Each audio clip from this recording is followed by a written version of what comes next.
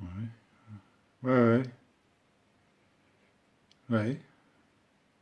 Ok, ah, excusez-moi, ami vieux, bonsoir, tu es vieux, tu t'emmerdes. Là, j'étais en relation avec Marcel, c'est un pote à Jean-Georges aussi, qui se sent parfaitement inutile dans son hospice, hein, toujours le même, hein. Et il a appris récemment que Marguerite, à 92 ans, elle venait de découvrir le plaisir clitoridien. Ah, ben c'est ça, c'est possible, hein, c'est possible. Alors il se dit, Marcel, qu'est-ce que je pourrais faire pour aider? Alors, Marcel, je vais t'expliquer le b à bas de l'histoire. Alors, c'est pas compliqué. Il faut d'abord que tu saches ce qu'est c'est un clitoris et où il est situé. Parce que Marguerite, tu me dis que son époux c'était un connard de chasseur, il arrivait bourré, tout ça, puis voilà. Donc la pauvre, veut dire, elle a chier, hein. À 92 ans, maintenant, on va pouvoir revivre, hein. C'est quand même super. Alors, le clitoris. Le clitoris, alors si tu vois bien, si tu regardes là, ouais, le clitoris, là c'est les cuisses, tout ça. Alors là, tu as le pli de l'aine, tout ça. Là, ici, comme ça. Et puis après, tu as un truc un peu comme ça. Et puis comme ça. Avec des machins un petit peu en zigzag, comme ça. En zigzag. Voilà, là aussi. Voilà. Là, là, tu t'en sers plus, ça, hein. Voilà. Et les clitoris, alors le salaud, il est vachement souvent planqué. Quelquefois, il y en a qui ont des balèzes de clitoris, hein. Mais bon, et s'en servent, là. Là, t'as tout petit bidule ici, comme ça. Voilà. Toi, c'est le point qui est là, là. Là. Alors moi, ce que je te propose, c'est d'abord que tu trouves... il faut que tu t'informes déjà, et puis il faut que tu trouves un nom à ton activité.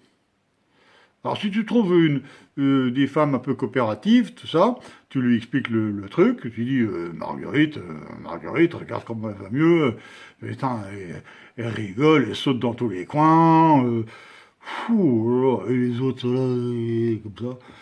Eh ben, eh ben, tu vas bien en trouver une de toute façon qui va accepter que tu lui rendes service. Oh, tu vas bien lui dire que tu es hyper compétent dans le domaine, évidemment.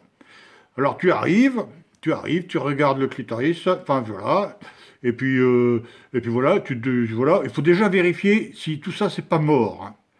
Alors comment tu fais pour vérifier que c'est pas mort? Eh ben tu prends une petite goutte de vinaigre, hein, comme dans les huîtres, et puis tu vois si ça se rétracte.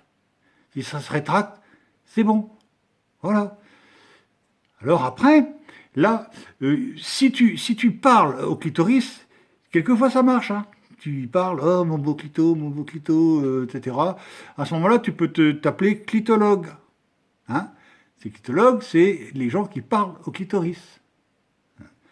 Mais si tu veux rééduquer le clitoris et faire découvrir le plaisir aux pauvres femmes qui t'entourent, et bien à ce moment-là, tu peux te baptiser clitothérapeute.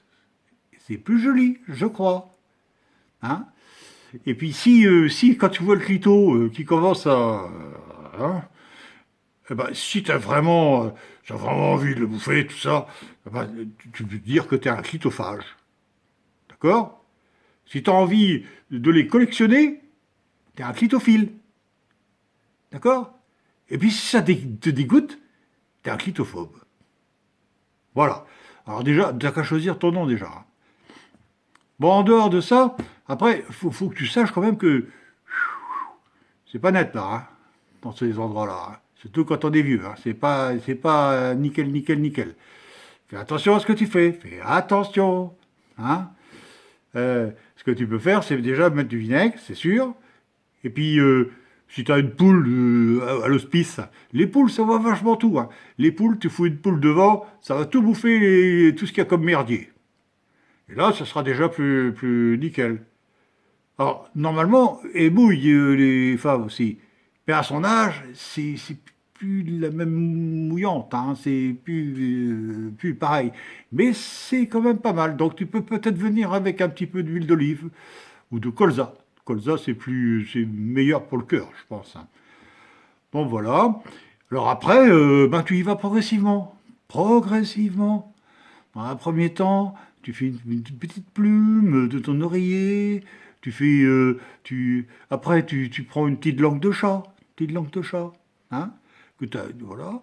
Et puis j'en ai vu moi quelquefois qui terminaient, ils s'étaient entendus avec le cuistot de l'hospice, et puis ils avaient une langue de bœuf, mon petit gars.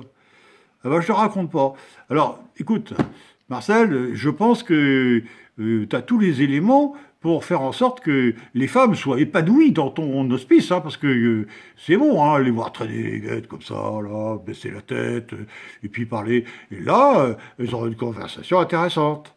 Hein, elles vont pouvoir communiquer. Voilà, Marcel, j'espère que je t'ai rendu service. Tu me diras quand même qu'est-ce que le nom t'as choisi, hein. D'accord? Clitophage, clitologue, clitophile, clitothérapeute, et puis il y en a un autre que je dois avoir oublié. Allez Marcel, on the road again, hein. Et puis, vas-y, il va y avoir de l'ambiance hein, dans ton hospice, nom de Dieu. Salut.